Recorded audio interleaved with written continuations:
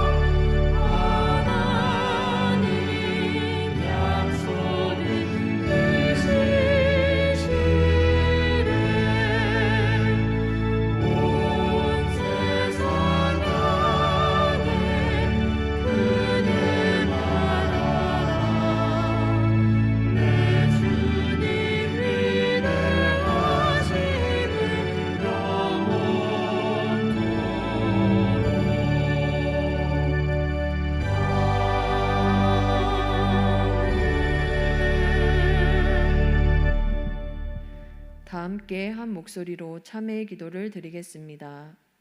외식하는 바리새인과 서기관들을 준엄하게 꾸짖으셨던 주님, 예배하러 성전에 올라와 있는 저도 동일한 책망을 받을 수밖에 없는 삶을 살았습니다. 주님께서는 외모를 보고 사람을 판단하지 않으시며 그 중심을 보신다 하셨는데, 저는 겉으로는 성도임을 자처하면서도 중심을 바르게 세우지 못했습니다. 은밀한 중에 계시는 하나님께 진실한 기도를 올려드리지 못했고, 저의 경건을 자랑하기 위하여 사람 앞에서 미사역으로 기도했습니다. 구제할 때에도 사람의 눈길을 의식하였기에 나팔을 불어 알렸고, 금식할 때에는 슬픈 기색을 띠었습니다. 겸손하게 이웃을 섬기기보다는 높은 자리에 앉기를 구하며 시장과 골목에서 인사받기를 즐거워했습니다. 저의 잘못된 신앙생활을 용서해 주옵소서. 예수님의 이름으로 이 고백의 기도를 드립니다. 아멘. 죄사함의 말씀을 들으십시오. 그러므로 이제 그리스도 예수 안에 있는 자에게는 결코 정죄함이 없나니 이는 그리스도 예수 안에 있는 생명의 성령의 법이 죄와 사망의 법에서 너를 해방하였음이라. 아멘.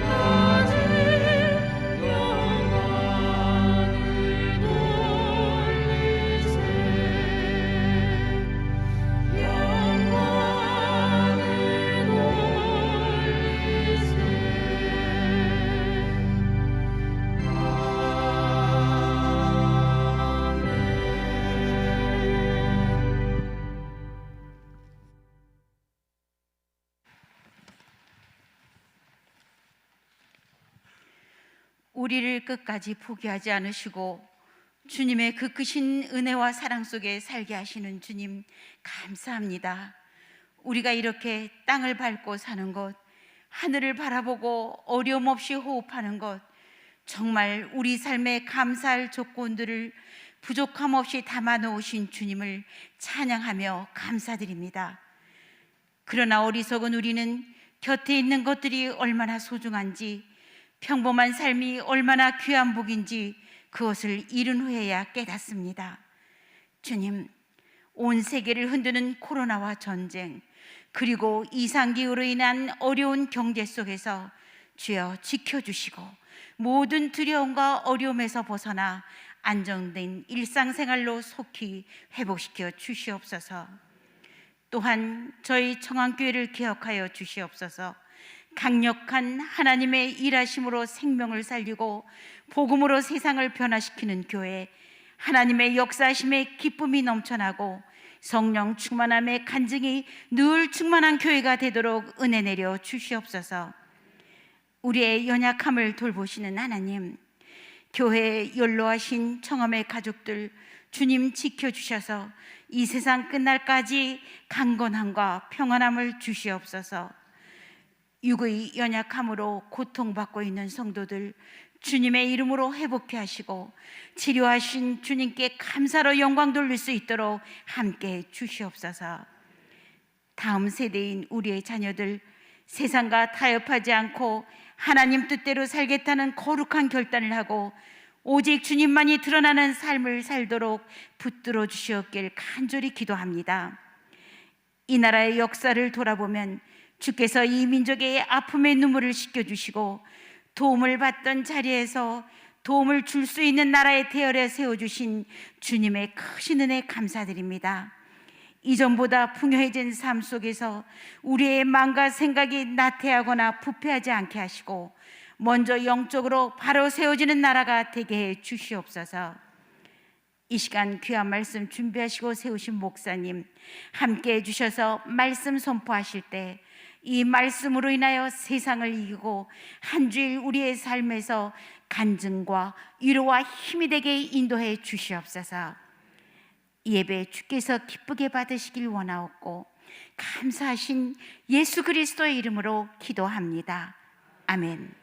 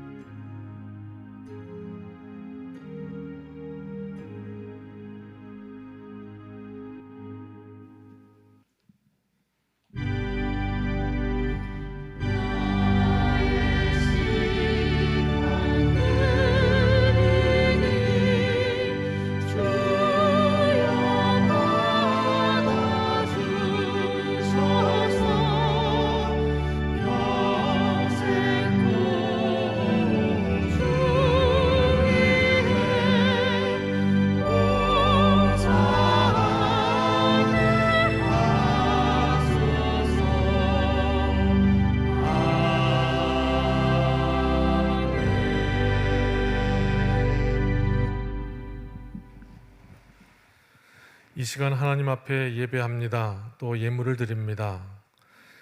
우리 중심으로 믿음으로 감사로 드립니다.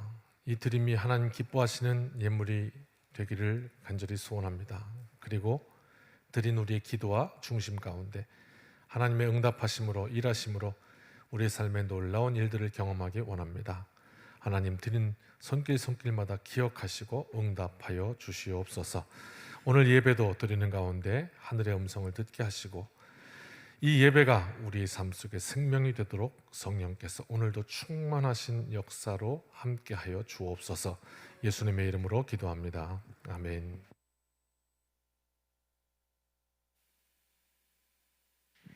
청함의 소식을 알려드립니다. 10월 월삭 축복성회가 토요일 오전 5시에 본당에서 있습니다.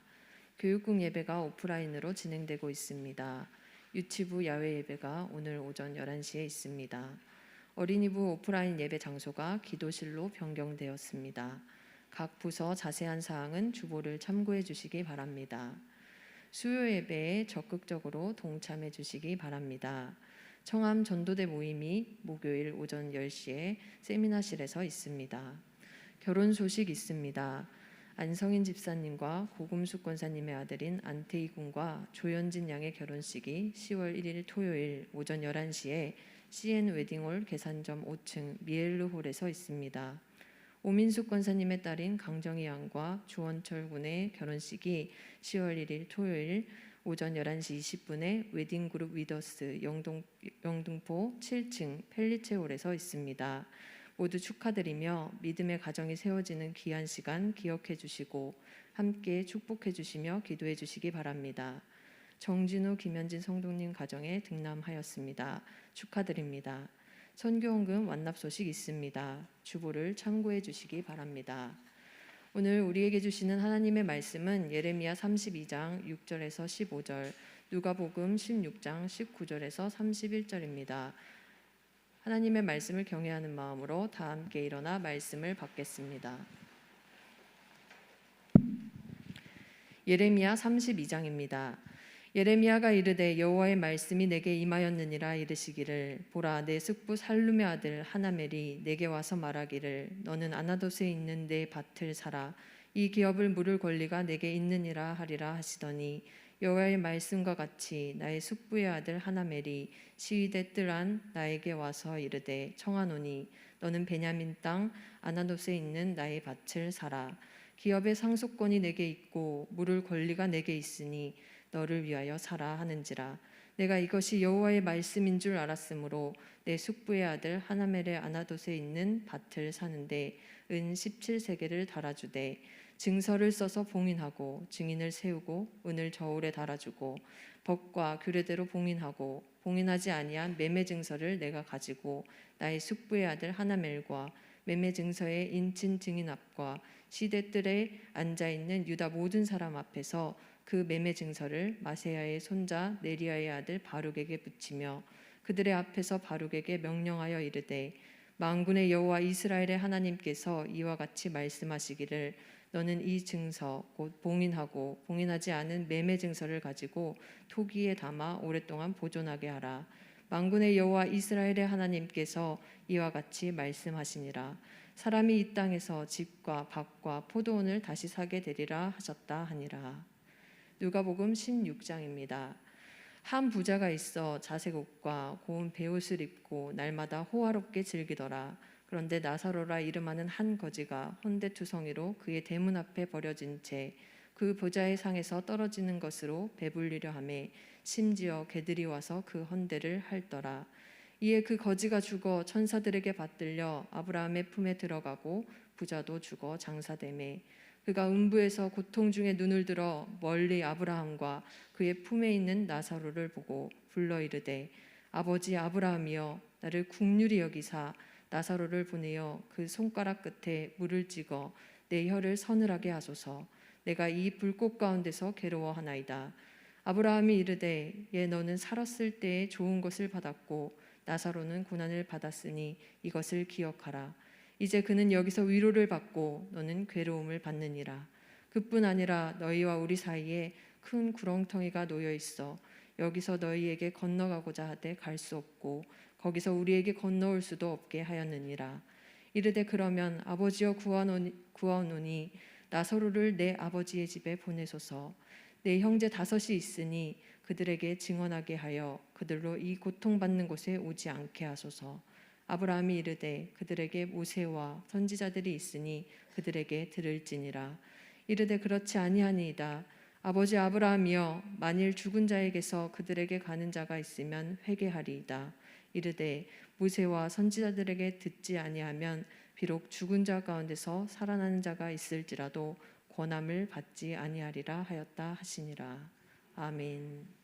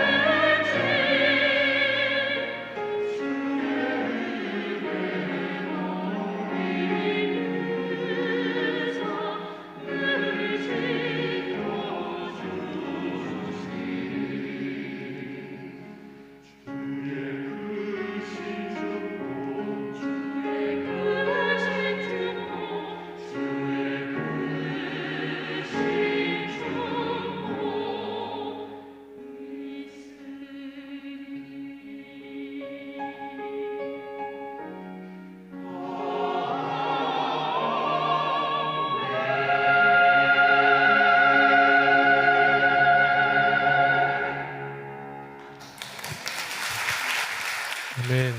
감사합니다. 할렐루야. 새 가족 한번 소개하고, 김인순 성도님, 잠시 앞으로 나오실까요? 네, 처음에 굉장히 쑥스럽고 어렵고 하죠. 네. 감사합니다. 네, 오늘 우리 교회 나와서 등록하시고 우리 또 함께 신앙생활 하게 되었습니다. 감사드리고요. 잠시 우리 함께 기도하겠습니다. 우리 김인순 성도님, 우리 교회에 나와서 등록하고 또 신앙으로 한 가족이 되었습니다. 하나님 감사합니다. 하나님의 뜻이 계셔서 또 이곳으로 인도하신 줄 믿습니다. 피차간에 모든 성도들이 함께 기쁨으로 맞게 하시고 또 그 가운데 하나님의 은혜가 넘치게 하시고 이 교회에서 신앙생활 하는 동안 하나님의 지키심과 보호하심 또 능력으로 역사하심이 날마다 충만케 그 삶 속에 일어나는 우리 김인순 성도님 되도록 하나님 도와주시고 붙들어 주옵소서. 온 교회가 기뻐합니다. 또 하나님께서 기뻐하신 줄 믿습니다. 날마다 역사하시는 하나님 감사드리며 예수님의 이름으로 감사기도 드렸습니다. 아멘. 우리 인사하실 때 우리 큰 박수로 환영하겠습니다. 환영합니다. 감사합니다. 축복합니다. 감사합니다. 말씀 설교 전에 광고 한 3가지 정도 먼저 드리도록 하겠습니다. 제가 말레이시아 지난주에 다녀왔습니다. 그래서 지난주에 설교를 못했는데 그 말레이시아 가봤더니 나라가 이제 제가 들어갔을 그때부터 실내에서도 마스크를 벗도록 이렇게 다 오픈이 되었습니다. 그리고 나서 이제 우리나라 들어왔더니 뭐 뉴스에도 우리나라 네이버에도 뭐 국민의 그런 뉴스 보셨죠? 97%가 면역을 갖췄다. 그러니까 이제 코로나에 노출된 건 이제 3%밖에 안 된다. 뭐 이래서 사실 그 뉴스를 보니까 아유 좀 우리도 그냥 마스크 벗어도 뭐 괜찮을 정도의 수준인 건 사실입니다. 그렇다 벗자고 할 건 아니니까 너무 걱정하지 마시고. 그래도 우리나라는 아직까지 법이 밖에서는 이제 그래도 실내에서는 쓰도록 하니까 그 법은 어기지 않습니다. 규칙은 지킵니다만 그 정도의 지금 이 사회가 되고 있구나라는 것을 우리가 알면서 또 말레이시아 가니까 또 우리는 굉장히 보수적으로 접근합니다. 그때도 그랬죠. 그래서 이 전 세계 가운데 이제 코로나를 아마 제일 길게 경험했을 것 같아요. 처음에 그냥 오픈해 버렸으면 다 같이 걸리고 빨리 끝났을 텐데 그걸 이제 계속 마스크를 쓰다 보니까 결과론적으로 말하는 겁니다. 그게 뭐 잘했다 못했다 하는 것이 아니고 그런 우리가 굉장히 보수적으로 이 코로나에 접근했구나라는 것을 이제 뒤늦게 알게 되기도 하고 그런 생각에 마음껏 찬양했으면 좋겠다. 이 얘기를 왜 하냐면 그래서 우리 교회도 이제 조금 더 담대하게 마스크는 쓰지만 두려워하지 말고 나아갔으면 좋겠다 그런 생각을 하거든요. 그래서 10월 달부터 어울림 예배 다시 시작하려고 합니다. 저쪽 보시면 그 이제 우리 악기를 막 연주하는 우리 연주자들이 다시 또 나와서 오늘부터 회의하고 또 이제 시작을 하려고 모였습니다. 또 오늘 지하에서는 이제 어린이 예배가 처음 또 드리는 것 같아요.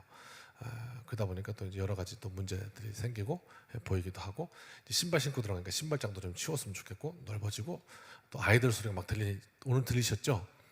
들어오실 때 안 들리셨나요?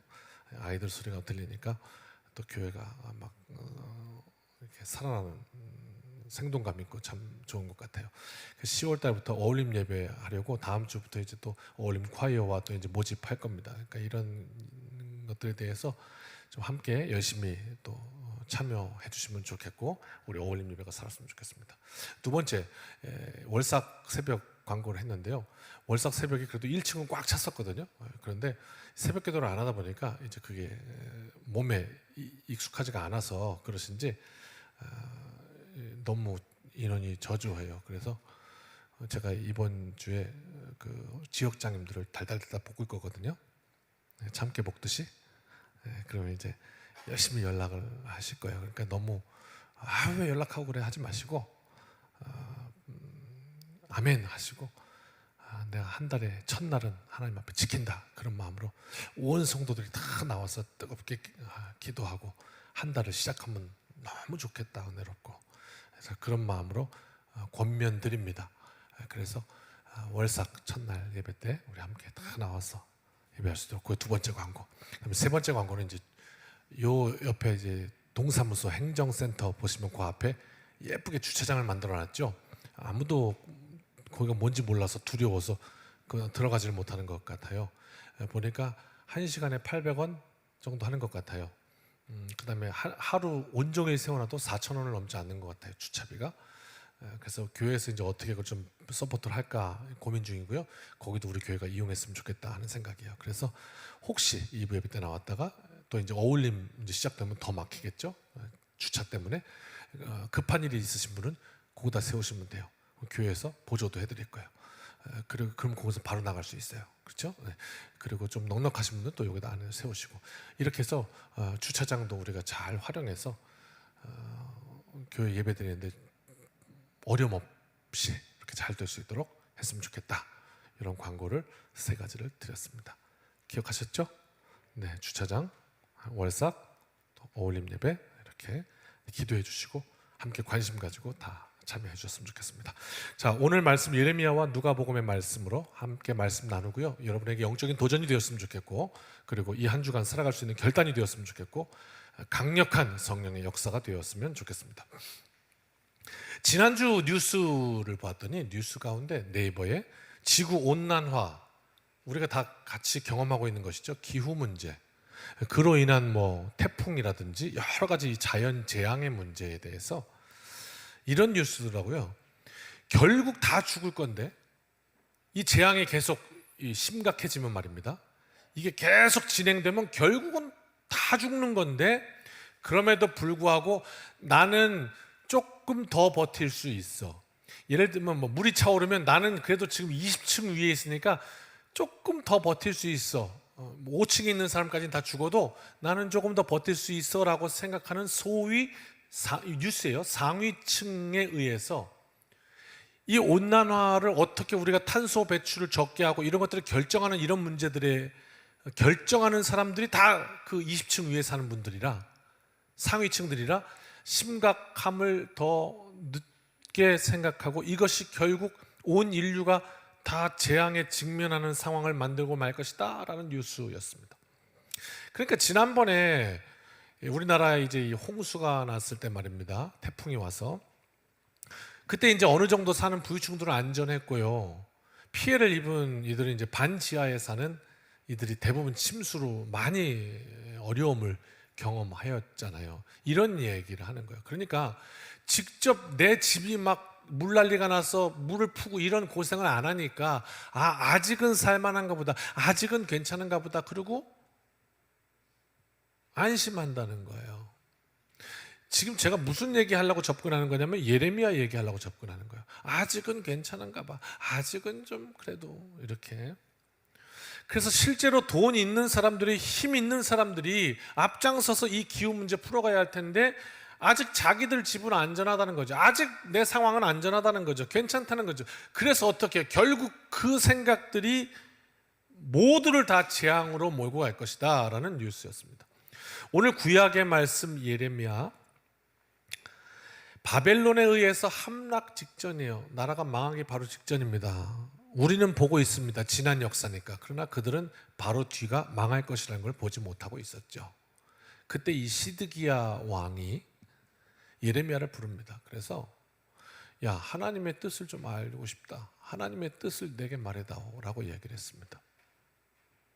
그런데 성경은 뭐라고 고발하고 있냐면 이 시드기야 왕이 하나님의 뜻을 알고 싶어 한 게 아니고 자기가 듣고 싶은 이야기를 예레미야가 해주기를 원했다, 이렇게 얘기하고 있습니다.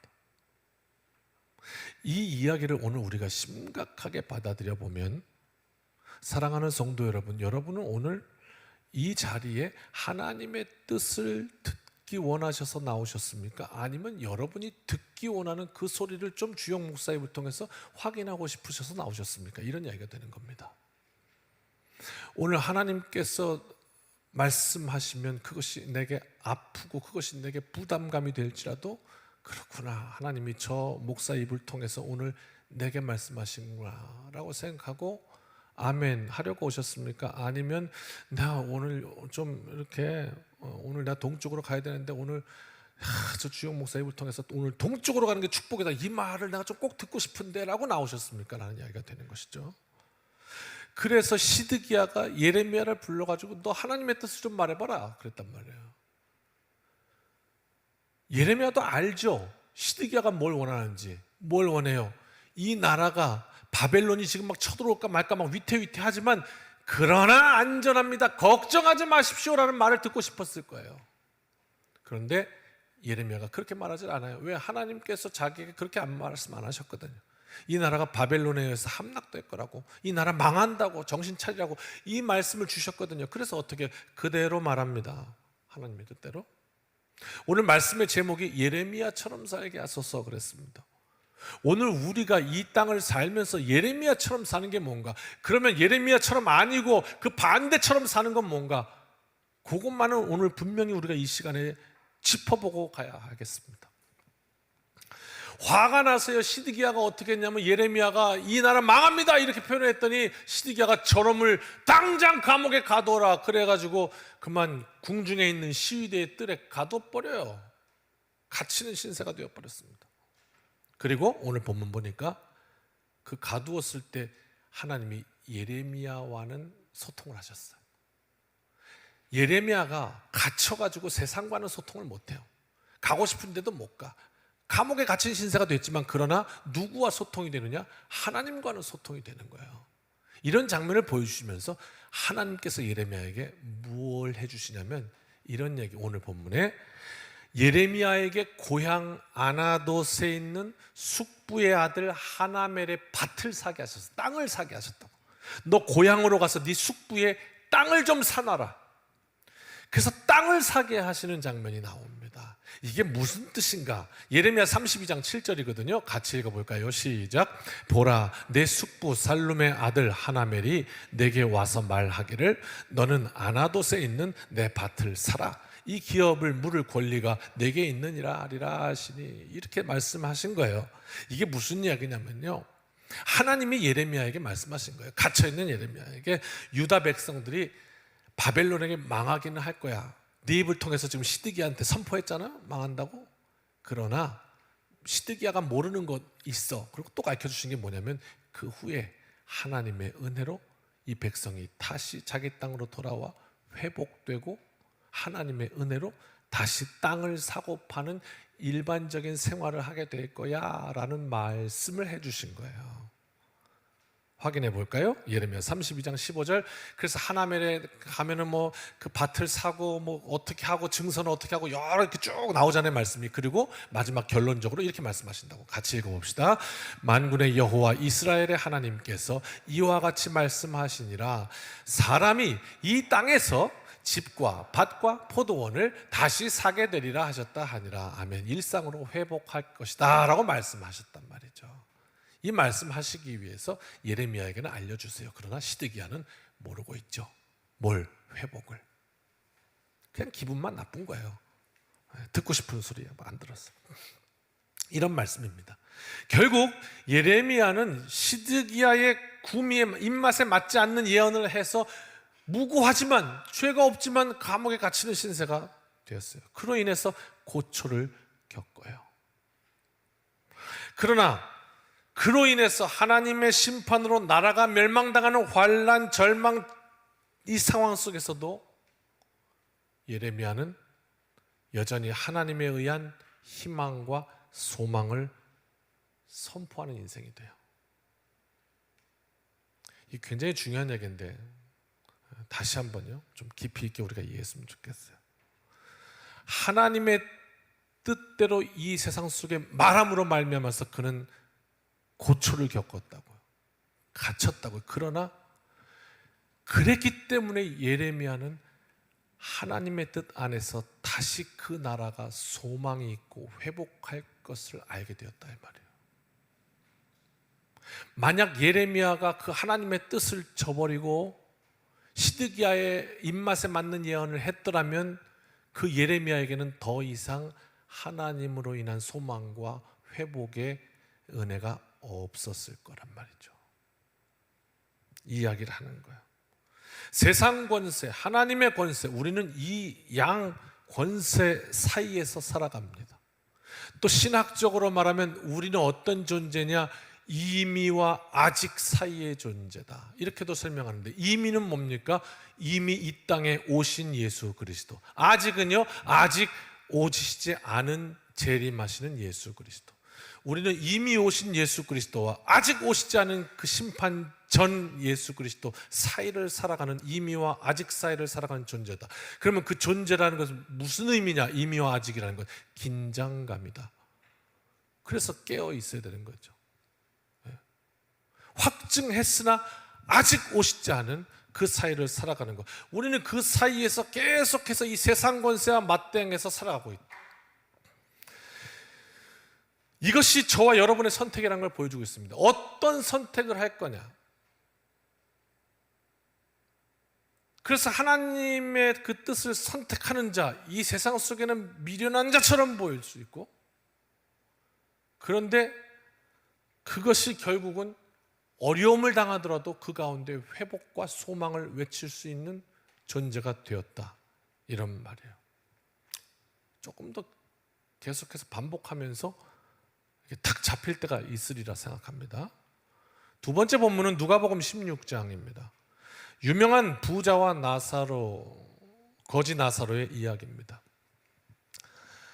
허름한 옷을 입은 한 사람이 걸어오고 있습니다. 오랫동안 옷을 안 갈아입어서 여기저기 더럽고 너덜너덜 다 떨어져 있습니다. 신발을 보니까 아이고, 신발도 짝짝이로 신었네. 맞지가 않아요. 영락없는 거지입니다. 그 거지가 마을에 들어섭니다. 투벅투벅. 그랬더니 동네에 놀고 있던 아이들이 그 거지를 발견하고, 야! 와, 진짜 거지 온다! 그러면서 어떤 아이들은 침도 뱉고 소리를 지르며 놀리고, 또 약간 짓궂은 남자아이들은 그 거지를 향해 돌멩이를 집어서 돌을 던지기 시작합니다. 오랫동안 씻지 못해서 생긴 이름도 모르는, 원인도 모르는 피부병에 온 몸에 진물과 고름 흐르고 있고, 어떻게 되겠습니까? 옷과 고름이 또 붙지 않습니까? 이게 마르면서. 그래갖고 안 떨어지게 붙었는데 움직이다 보니까 또 쩍 떨어지고 얼마나 아파요. 그러면서 또 더 생채기가 나서 막 고름이 더 나고.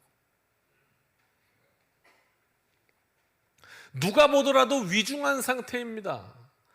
그런데 동네 사람들이 이 거지를 보고 혹여 우리가 알지 못하는 전염병일까 해가지고 저 사람 근처에도 가면 안 된다. 그리고 혹시 자기 자녀들이 그 근처 갈까봐 절대 저 거지한테는 가면 안 된다. 안 돼! 조심시키고 있습니다. 하루에 한 끼도 먹기가 힘든 이 사람은요, 오늘도 살기 위해서 어딜 가느냐? 그 마을에서 제일 부잣집이라는 집을 찾아갑니다. 왜? 혹시 운수 좋은 날 그 집에서 식사를 너무 많이 만들어가지고 다 먹을 대로 먹다가 먹지 못하고 남으면 갖다 버리는데, 그거 내 몫이 되는 날 땡 잡았다, 오늘은 나도 좀 배를 불리자, 그런 날이니까 제일 부잣집 앞에 가서 대문 앞에서 그렇게 그냥 있는 거예요. 아유, 그런데 그날따라 마침 운수 좋은 날이네요. 부잣집에서 음식 찌꺼기가 나옵니다. 그래서 그것 좀 한 입 얻어 먹으려는 그 순간에 이게 웬일입니까? 동네에 있던 개들이 냄새를 맡고 전부 달려와서 개랑 같이 그냥 허겁지겁 막 먹었습니다. 그랬더니 2차 다 먹었는데 2차로 또 개들이 나타난 거예요. 한 발 늦은 개들. 그 어떻게, 지들도 먹고 싶은데 배가 고픈 거라. 그래서요, 이 거지 나사로의 고름을 빨고 헌대를 핥고 그러고 앉았습니다. 이거라도 먹을 거라고. 그 사람의 주변에는 사람이 없습니다. 개들만 모여 있습니다. 여러분, 사람 주위에 사람이 없고 동네 개들만 모여, 이런 인생이 어디 있나요? 가련하고 불쌍한 그 사람, 저 세상이 평가하기엔, 남들이 보기엔 인생의 낙오자, 처절한 실패자입니다.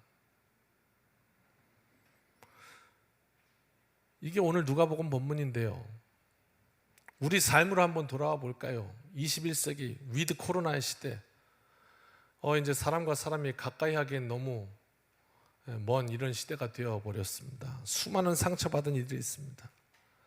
우리도 주위를 돌아보면 잘 안 보여서 그렇지, 잘 안 만나고 잘 말 안 하니까 그렇지, 수없이 많은 이들이 소식을 듣건데 자영업자들이 많이 폐업을 했고 많은 어려움들이 있고 사람 주위에 사람이 없는 시대가 되고 그렇습니다. 물질 만능주의의 사회, 거기서 남과 내 상황을 비교하면서 느껴지는 빈곤, 가끔 약속이 있어서 저 송도에 한번 들어갈라 치면 꼭 마치 맨하탄 같이 우뚝우뚝 솟은 높은 고층 건물들 사이를 지나가면서 야, 이렇게 빌딩이 많고 이렇게 멋있는 도시가 많은데 어쩜 이 많은 집 중에 내 건 한 칸도 없냐 하면서 느끼는 빈곤, 여러분 혹시 그런 경험 안 해보셨습니까? 신조어를 만들기 좋아하는 MZ 세대들, 소위 뭐 N4 세대 몇 가지 포기해야 된다고요. 그래서 결혼도 포기하고 자녀도 포기하고 뭐 포기해야 된다. 그럼 옛날 말이죠. 이것도 헬조선, 이 무슨 뜻인지 아십니까? 이것도 옛날 말입니다. 헬은 지옥이란 뜻이고 조선은 우리나라를 뜻하니까 지금 우리나라, 지금 우리가 살기에 이 나라가 지옥이란 말입니다. 또 영끌, 이런 말 들어보셨습니까? 영혼까지 끌어다가 뭐 한다는 거예요. 뭘 해요? 하도 집값이 뛰니까, 부동산이 뛰니까 그냥 뭐 퇴직금도 끌어다가 받을 수 있는 대로 대출도 끌어다가 다 영혼까지 끌어다가 집 한 채 사놔야 내 집 하나 생기지, 안 그러면 절대 집 못 산다, 못 따라간다, 그런 뜻으로 나온 게 영끌이라는 단어입니다. 이렇게 소위 영끌이라도 해서 세상의 물질적인 흐름을 따라가야 하는 이 시대에 그 흐름에서 뒤처진 사람들은 상대적 박탈감에 힘들어하고 스스로 이 사회의 루저, 낙오자로 인식합니다. 한 가지 여쭙겠습니다. 이 세상의 물질 우리가 어느 정도 가지면 만족할 수 있을까요? 얼마나 가지면 우리가 이 인생에 저 사람 성공자야 라는 말을 들을 수 있을까요? 부자의 문 앞에 주저앉아 있는 이 사람처럼 이 시대에 셀 수 없이 많은 이들이 이 코로나가 휘저은 이런 여러 가지 상황 속에서 이렇게 지금 그 문 앞에 그냥 주저앉아 있구나 하는 생각이 듭니다.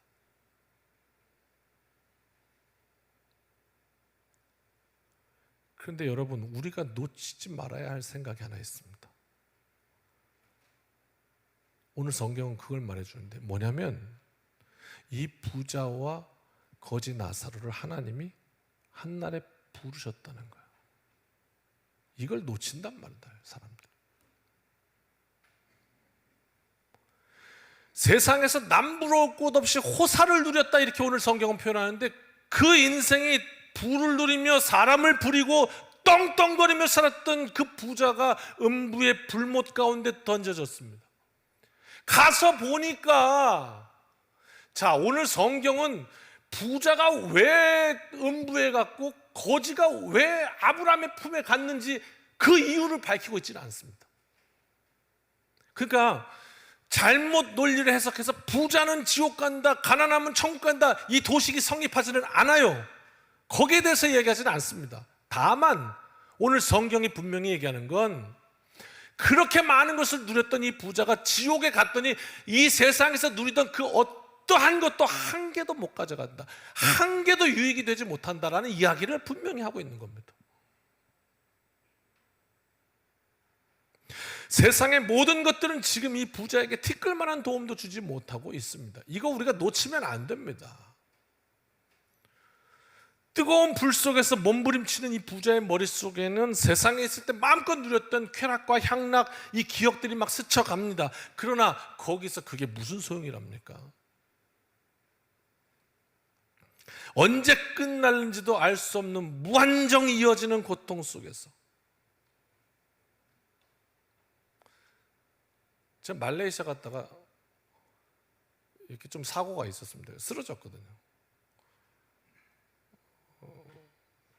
근데 이렇게 깨보니까 내가 이렇게 천장 보고 의식이 잃었었던 건데 뇌진탕이었던 것 같아요.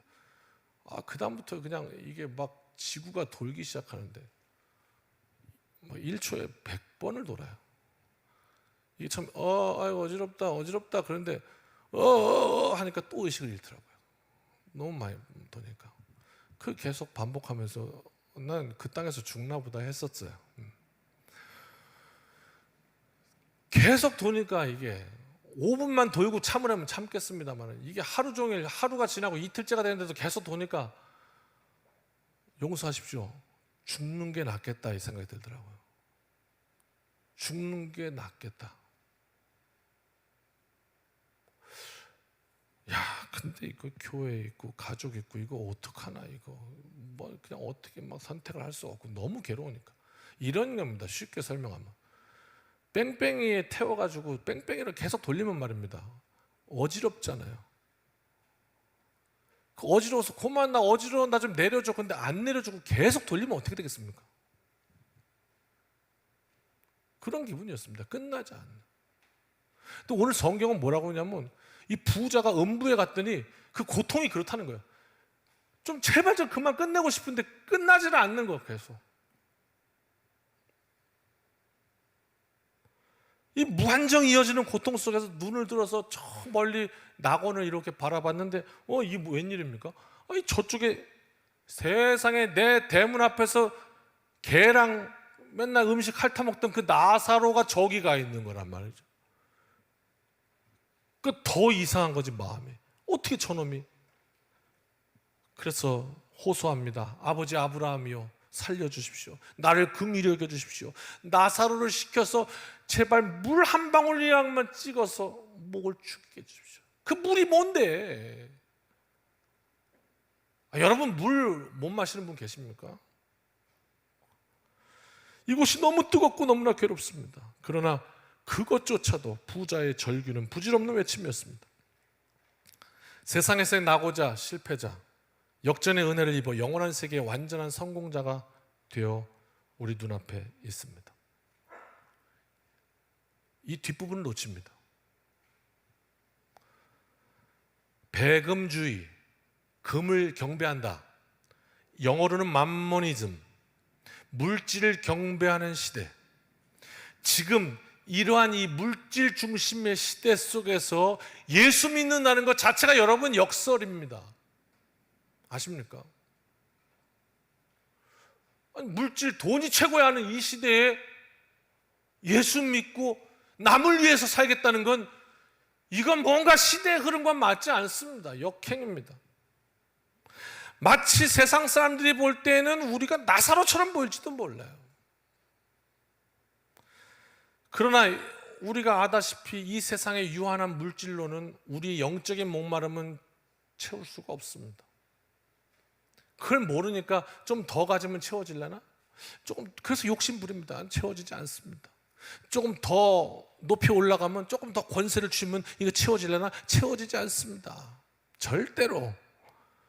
또 이 세상에서 갑이 아니라 을로 살고 있다. 그래서 그것이 힘들다, 어렵다. 그러나 여러분, 그것도 영원하지 않습니다. 길지 않아요. 그렇습니다. 잠언 27장 1절은 그래서 우리에게 이렇게 말씀합니다. 우리 함께 같이 읽어볼까요? 지혜의 말씀이니까. 시작. 너는 내일 일을 자랑하지 말라. 하루 동안에 무슨 일이 일어날는지 내가 알 수 없습니다. 아멘. 무슨 말입니까? 세상의 것 조금 더 가졌다고 자랑할 것도 아니에요. 조금 덜 가졌다고 기죽을 일도 아닙니다. 말씀은 궁극적인 승리, 아브라함 옆에 하나님 앞에 선자가 승리한다. 믿음의 사람들이 될 것이라고 알려줍니다. 말씀 준비하면서요, 지금 이제 소개할 이 잠언의 기도를 보면서 저도 굉장히 심각해지더라고요.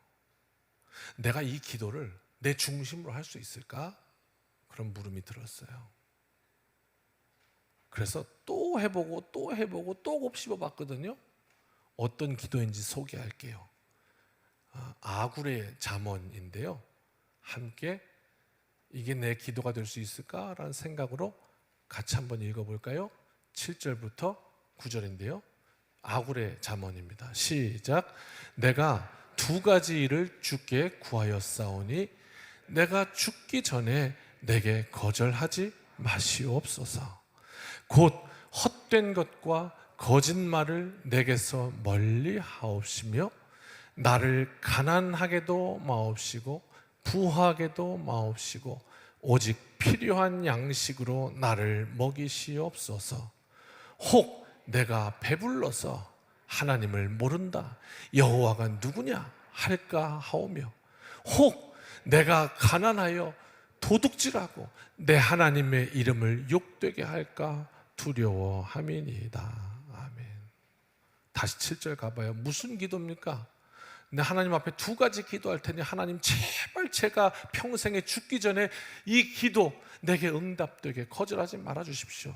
어떤 기도인데 8절 보니까 헛된 것과 거짓말 내게서 멀리 해 주십시오. 내가 하나님 앞에서나 사람 앞에서나 거짓으로 서지 않게 진짜 내 하나님 앞에 정말 중심으로 서게 해 주십시오. 이런 기도예요. 근데 두 번째 기도는 뭐냐? 하나님 내가 너무 가난하게도 너무 부자이기도 마시고 이렇게 해주십시오라고 얘기하는 거예요. 여러분 이 기도 하실 수 있겠습니까? 하나님 나 가난한 거는 싫어요. 이건 가능할 것 같은데 하나님 나 더 주시면 안 돼요. 가능하실까요? 하나님 나 더 주시면 안 돼요. 왜? 이유가 뭐예요? 그 다음 절, 혹시라도 내 인생에 내가 배불러가지고 하나님 없다 할까 두렵습니다. 이게 얼마나 자신에 대한 깊은 성찰이에요. 혹 가난하게 마옵소서 이유도 나 어려울까봐 나 힘들까봐가 아니라 혹 내가 그것 때문에 하나님의 영광 가리울까봐 오직 하나님께서 공급하시는 대로 감사하며 살게 해주십시오. 그러면 이미 물질의 만몬주의는 이미 그냥 치워버린 거예요. 사는 이유가 달라진 것이죠. 이런 기도를 드리고 있습니다. 약 10일 전쯤에 말레이시아에 있었습니다. 목요일 저녁에 호텔에 이제 들어왔는데, 숙소에 들어왔는데 안녕히 주무십시오 그러고 목사님들 다 안내하고 내 방에 들어왔는데 딱 문을 닫고 섰는데 갑자기 저혈당인지 저혈압인지 모르겠습니다. 그래서 이번 주 화요일 날 종합검진을 받습니다. 10몇 년 만에 받습니다. 그동안 검진을 참 안 받고 살았는데 갑자기 이렇게 떡 몸이 녹으면서 모르겠습니다. 그 다음은 근데 깨보니까 제가 천장을 보고 이렇게 대자로 발랑 누워 있습니다. 아마 넘어지면서 뒤통수부터 떨어진 것 같아요. 그래서 턱이 이렇게 잘 안 다치고 여기가 뭐가 탁 하면서 이렇게 칵칵 모양이에요. 그래서 이렇게 일어나는데 뇌출혈인가 이런 생각이 잠깐 들었는데 그럼 빨리 119를 불러야 되는데 너무 어지러워서 이걸 치지를 못하고 그냥 그렇게 쓱 쓰러져서 그냥 잠이 들어버렸습니다. 아침에 일어났는데 막 돌기 시작합니다. 괴로움이 심했습니다. 그래서 말레이시아 119에 실려서 이제 병원에 가서 뇌시트 찍고 다행히 뇌출혈은 없습니다 라는 이야기를 듣고, 그러나 뇌진탕 같습니다. 이게 흔들려서 그러니까 한참 동안 어지러울 것입니다. 그래서 사실 그날 금요일 날 비행기를 탔어야 되는데 못 탔습니다. 도저히 탈 수가 없고 누운데 끊임없이 돌아갑니다. 계속 돌아가요. 그 뭐 이석증인가요? 그 약이 뭐 이렇게 그 어지러운 거 좀 방지한다고 그 약을 줬는데 그걸 먹었더니 뭐 그렇게 썩 한 번에 좋아지지도 않고 또 그 약의 또 부작용으로 막 온몸에 난리가 나고 막 하여튼 고생을 하면서 첫 번째 드는 생각은 한국에 돌아갈 수 없을 것 같다라는 생각이 먼저 들더라고요. 너무 어지러우니까. 그러면서 하나님 앞에 고백한 것이, 하나님 진짜 별거 아니네요. 꼭 무슨 장난감 이렇게 배터리 방전되면 꺼지듯이 인생이 그런 거구만요. 하나님이 그냥 와서 버튼 하나 꾹 누르면 그냥 너 와라 그러고 꾹 누르시면 그냥 그거예요. 뭐 저는요 여태까지 살면서 진짜 큰 착각을 했구나라는 걸 깨달았는데 뭐냐면 그래도 내게는 10년은 남았겠지. 그래도 내게는 20년은 남았겠지. 그래도 내게 30년은 남았겠지. 내가 은퇴까지도 20년이 남았는데 이런 생각을 했는데 그게 인생의 가장 위대한 착각일 수 있구나라는 것을 깨달았습니다. 아주 심각하게.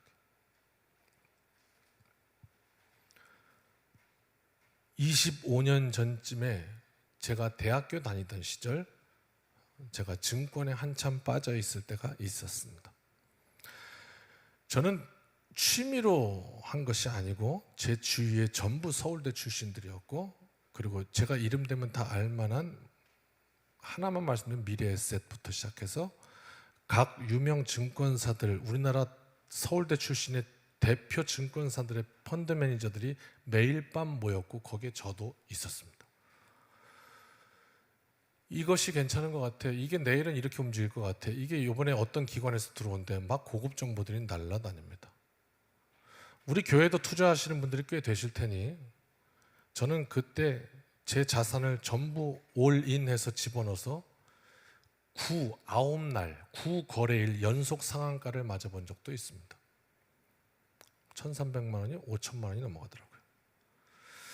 당시 저는 성악전공생으로 입시생들 레슨을 하였기 때문에 꽤 많은 돈을 벌었습니다. 시간당 8만 원. 그 당시에 시간당 3만 원 받고 많이 받는 사람이 5만 원 받았는데 저는 그 전에 애들을 대학교를 다 보냈습니다. 그 바람에 떵떵거리면서 난 대학교 잘 보내는 강사라고 8만 원씩 받았습니다. 그래서 그 인기도 있었습니다. 그 외에 또 뭐 교회 지휘도 하고 여러 가지로 돈을 많이 벌었습니다. 하여간 그랬습니다. 그런데 매일 내 재산이 눈만 뜨면 하루에 15%씩 계속해서 올라가니까, 복리로 올라가니까 어떤 생각이 드냐면 이제 그 레슨도 하기가 싫어지더라고요. 그것도 고수입인데도 불구하고 그것도 하기 싫어지더라고요. 그냥 가만히 컴퓨터만 보고 있으면 돈이 올라가는데 못하러 일하나? 그런 생각이 들면서 아무것도 하기가 싫어지더라고요. 결말이 궁금하시죠? 망했습니다. 어느 교회 갔다가 공무원연금관리공단의 기관 투자자를 만났습니다. 근데 그분이 잘못된 정보를 주는 바람에 결국은 거기에 담궜다가 부도가 났습니다. 휴지 조각이 됐어요. 하루아침에. 남들은 위로하더라고요. 20대 초반에 그 경험을 했으니 넌 정말 다행이다 라고 얘기를 하더라고요.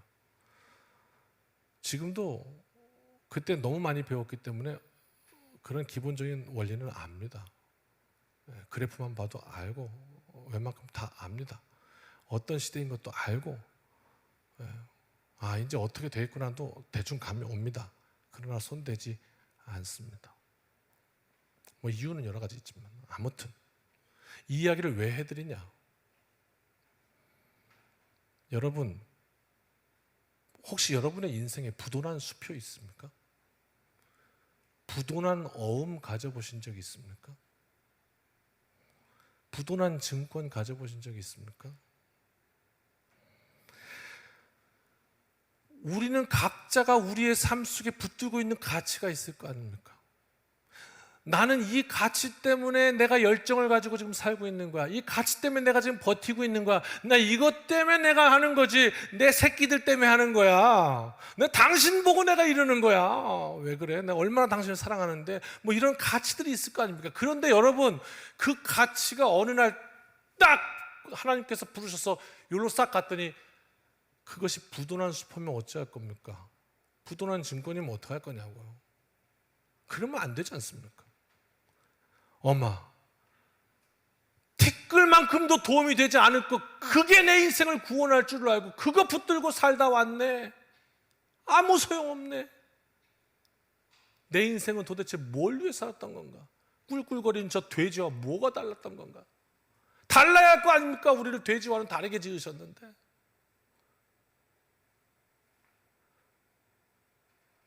의식을 잃어보니까요, 정말 아무것도 아니더라고요. 그냥 뭐 제가 무슨 무리를 해갖고 피곤해서 그런 것도 아니에요. 지금 이렇게 멀쩡하다가 갑자기 갔어요. 그냥 이유를 지금도 모르겠어요. 왜 그랬는지.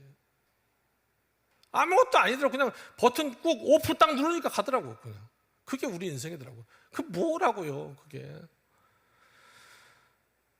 그런데 여러분, 그래서 이번에 확실히 알게 된 거 있습니다. 하나님이 버튼 누르시면 끝나는 거구나. 그러니까 내게 그렇게 많은 시간이 주어진 게 아닌 거를 내가 알고 살아야 되겠구나. 정말 가치 있는 인생을 살아야 되겠구나. 다시 한번 하나님 앞에 고백을 했는데, 그런데 여러분, 그 길지 않은, 우리가 얼마나 길겠습니까? 길지 않은 그 인생 가운데 우리가 허당을 붙들었어야 되겠습니까? 부도난 가치를 붙들었어야 되겠습니까? 그런데 우리의 온 이 사방이 그 부도난 가치로 살고 있다는 사실을 아십니까, 여러분? 그게 사단의 속임수라는 사실을, 만모니즘의 정체라는 사실을, 그래서 그걸로 우리를 계속해서 현혹하고 있다는 사실을, 거기에 질질 끌려가서 되겠습니까? 속는 겁니다. 마귀에게 속는 겁니다. 하나님은 우리를 그런 가치로 만들지 않으셨습니다. 그럼 어떻게 해요? 오늘 말씀의 제목, 예레미야처럼 살게 하소서. 예레미야처럼 이 세상의 가치를 따라가 보니까 시드기야가 원하는 말을 해주면 만사형통입니다. 그러나 하나님의 뜻을 가지고 살았어야 했습니다. 그래서 그 고난 속으로 예레미야는 자처하고 들어갔습니다. 왜? 가치 때문이었습니다. 이 세상의 만모니즘이면 그쪽으로 갔어야 하는데 그게 아니라 가치 때문에 그 길을 택한 겁니다. 그랬더니 어떻게 해요? 하나님이 도우셔서 큰 복을 받았나요? 아니요, 감옥에 갇혔습니다.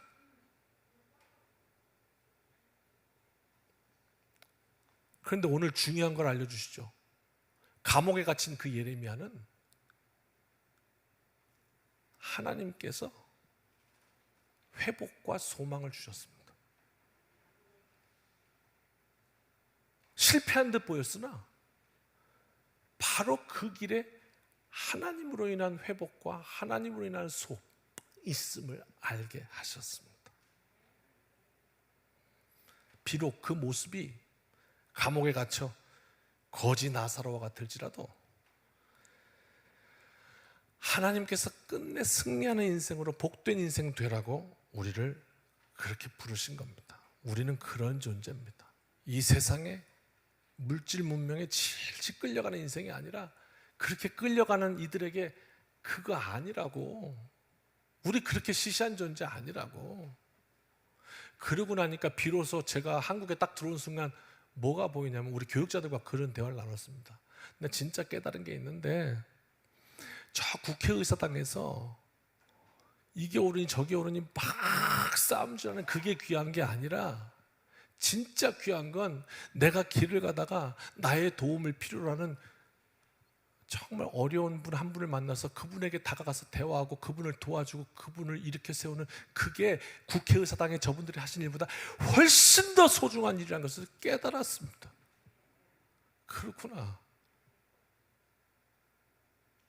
질질 끌려가서는 안 되겠구나. 그게 위대해 보이고 그게 대단해 보이고 우와 누가 이번에 돈을 막 1,000억을 벌었다 그러면 그게 우와 그게 아니구나.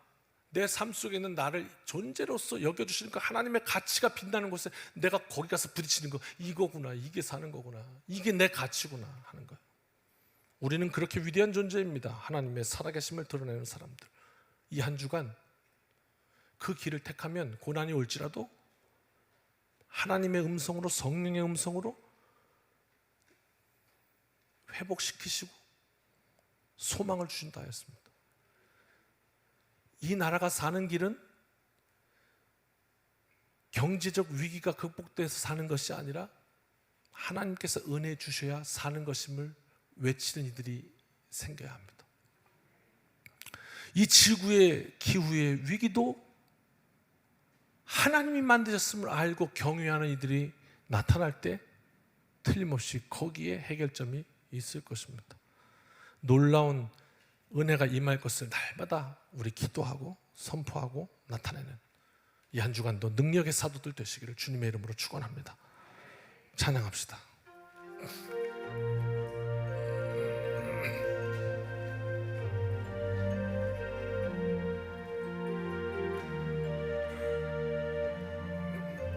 콰이어 같이 해주세요. 내가 누려왔던 모든 것들이 내가 지나왔던 모든 시간이 내가 걸어왔던 모든 순간이 당연한 것 아니라 은혜였어.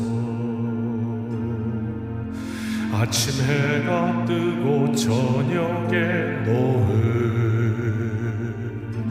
봄의 꽃향기와 가을의 열매,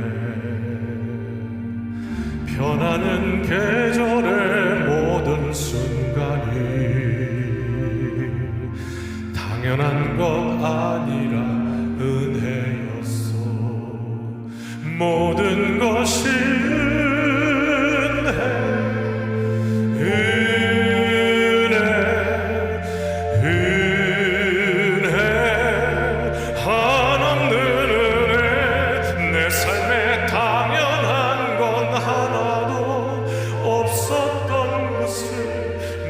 것이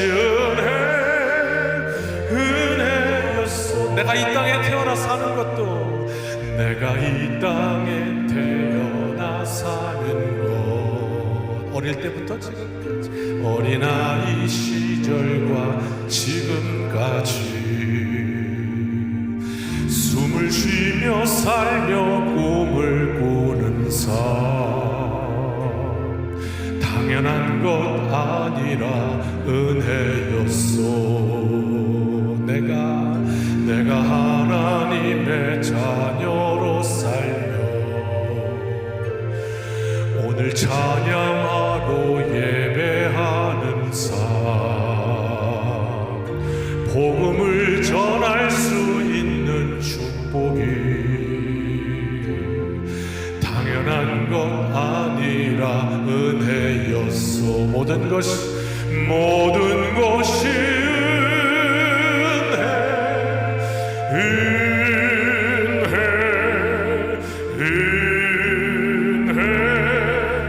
한없는 은혜. 내 삶에 당연한 건 하나도 없었던 것을, 모든 것이 은혜. 우리의 삶을 하나님 앞에 드리면서 우리 손 높이 들고 한번 찬양합시다. 모든 것이 은혜,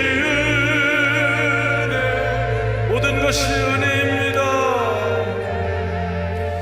은혜, 한없는 은혜. 내 삶에 당연한 건 하나도 없었던 것을, 모든 것이 은혜였어.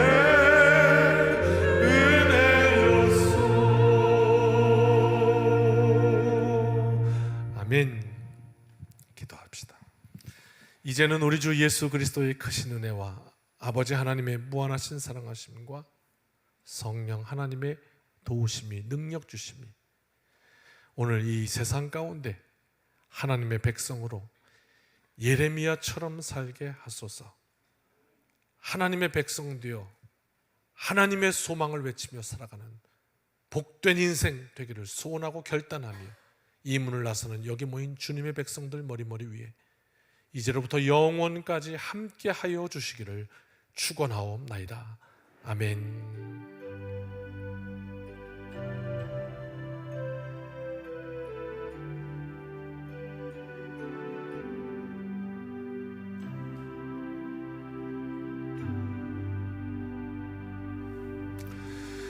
사랑하는 성도 여러분, 이 한 주간도 주님의 은혜로 승리합시다. 아멘.